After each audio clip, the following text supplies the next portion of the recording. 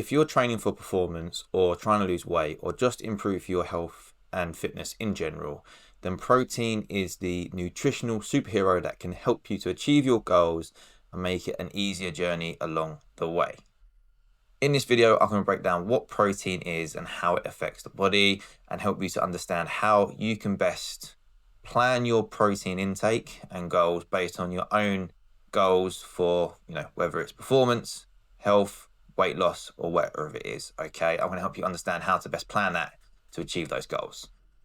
Who am I? I'm Tom. I'm a personal trainer. I help people to improve their physical fitness and perform to higher levels, to lose weight, and feel better in their bodies, and just in general improve their health and their fitness to enjoy their life more and feel better as they do. So, what is protein?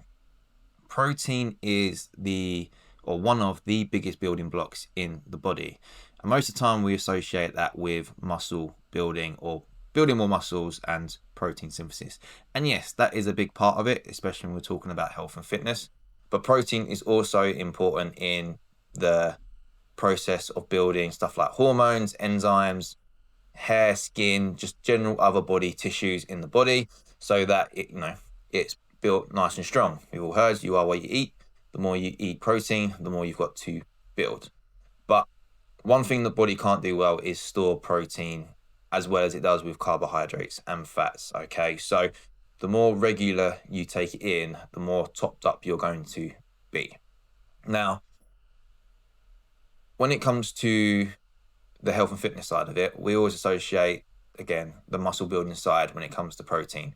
And one of the benefits to protein is whether you're trying to train for fitness and performance, lose weight, or just, in general, improve your health and fitness, you're probably going to start training a little bit more than you're used to.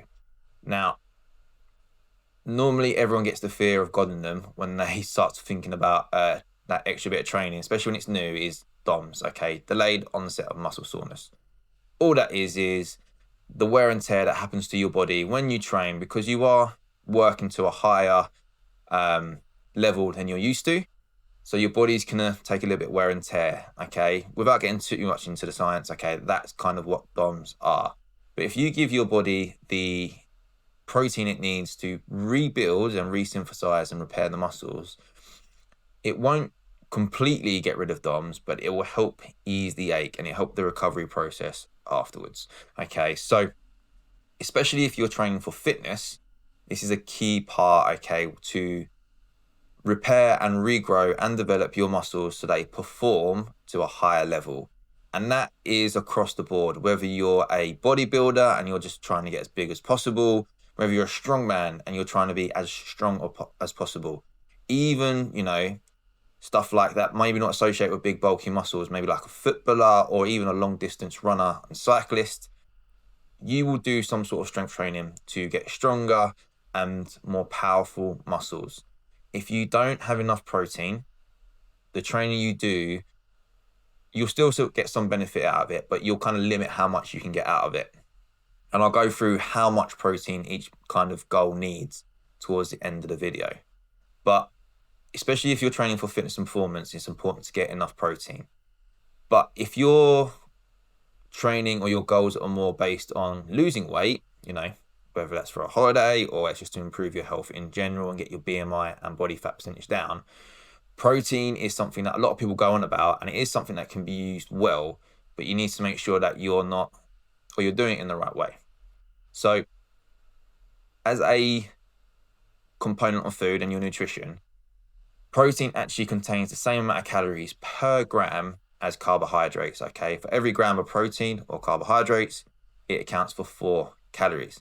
The difference between carbohydrates and protein is that protein tends to be what I will call less calorie dense.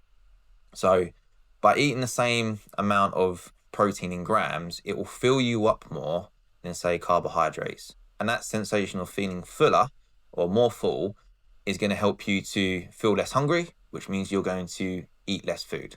Now, it's important to know that when you are, whatever your goal is, but especially if you're trying to lose weight, is that you still want to get a nice balanced, varied diet, So you can't just get all your calories from protein. That's not going to help you. In fact, it's probably going to make it a lot harder and potentially not as successful as if you get that nice balanced diet. But one of the reasons that it gets said a lot is that sense of filling you up for longer with less calories, which means it's easier to maintain your calorie deficit. And one of the biggest problems I see a lot of people when they're trying to lose weight and it comes to protein is that they get told they have to have so much protein as part of their plan. But in order to do that, they're then eating more calories above their calorie deficit, okay? Eating less calories than their body needs for the day to put them into that fat burning or fat usage zone. But the most important thing is that you're in that calorie deficit, because if you're using more calories than you're eating, you're going to take it from your fat stores. But if you then start just bumping it up through your protein, you're no longer going to start taking it from your fat stores and you're not going to lose weight. So it's important to understand what your goals are and how to best manage those. Just eating more protein isn't going to solve all your goals, whether it's performance, building muscle, or losing weight. It's a piece of the puzzle, okay, the bigger jigsaw that makes up your health and fitness in general, okay, and the goals you're working towards. And the majority of that comes even to the fact that if you're just trying to be, in general, a healthier and fitter person, you're still probably going to train a little bit more, okay, or be trained to some level. So it's important that you're getting enough protein to, firstly, fuel the recovery and make sure you're not wasting away any muscle. It helps to improve your performance, like we said, if you're trying to train for fitness. And in general, just gives you the required nutrition for a healthy and well body. Now, they're kind of the four main different goals you'd associate different levels of protein intake. How I like to break down the different amounts of proteins for your goal, or the different amount of protein for your different goals, is to get so many grams of protein per kilogram of body weight, depending on your goals. Okay, so if you take me, I'm 78 kilos, okay, or at least last time I measured before this video. And I'm going to use that kind of to give you a rough example as we go through. But I'm going to go break down the kind of the four different levels of goals that the different levels of protein. And the first one's going to be the highest one. And this is kind of your bodybuilder or gym bro, the guys that are trying to put on as much muscle as possible. It's not necessarily about performance, i.e. being stronger or running faster. It's just as much muscle as possible to look good or for a competition. And for that, I always work it as 2 grams of protein or more per kilogram of body weight. So me being 78 kilograms, I would then have at least 156 grams of protein per day. And if you do the quick maths, that's probably going to work out maybe something like 850 to 900 calories a day. And that's then what you're going to subtract off your daily calorie requirement, okay? This is going to be more about the protein. The daily requirement, maybe I'll do that in a different video. Sorry, calorie requirement in a different video. But the reason for that is muscle gain and muscle mass is the main goal. And the more protein you get, the easier it's going to be to add more muscle to the body. But also, people doing that kind of training are trying to be in a massive calorie surplus because they don't care about weight loss. They're talking about muscle gain, which is weight gain. So they want to make sure they get as much calories in their body as they can. And a big part of that wants to be protein. The next level down is sports performance or fitness performance in general. So you can be, like I say, a professional athlete, or you can just be a recreational runner.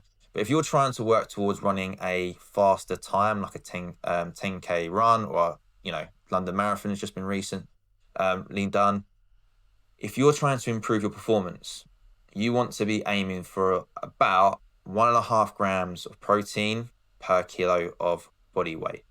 And the reason for that is you're still trying to supply enough protein to the body to develop the muscles and the work you do in the gym to improve your performance. You don't want to train and whistle your muscle away, okay? You don't want to wear it down. You want to provide enough to develop and maybe grow a little bit, whether it's muscle mass and get bigger, or if it's muscle density and just improve the strength of the muscles. Protein is going to help you to repair and recover from your training. even as a long distance runner, a marathon runner, yes, you don't want to get too bulky, okay, because more weight means you have to carry more weight, which makes it harder. But you should be still doing some sort of strength training, okay, to improve force output of the muscles, improve joint health and ability for your sport or your event. However, the difference between the 1.5 grams and the 2 grams per kilo body weight means that you aren't trying to put that muscle mass on. We're just reducing it down to make sure we fuel performance and development without overdoing it on muscle gain and bulking out. Now, the next level down below that is going to be kind of your general health and fitness person. This is someone who maybe is trying to manage their weight without excessive weight loss or weight gain. They're just trying to stay healthy, but they're still training, 3 to 4, maybe 5 times a week to maintain their physical health. And here you're probably looking maybe about between 1 to 1.2 grams of protein per kilo of body weight. So for me at 78 kilos, you're probably looking maybe about just over 100 grams of protein. In fact, let's do the quick maths. Okay, let's be accurate. So 78 times 1.2, 78 times 1.2, yeah, 93 grams, okay, or just over.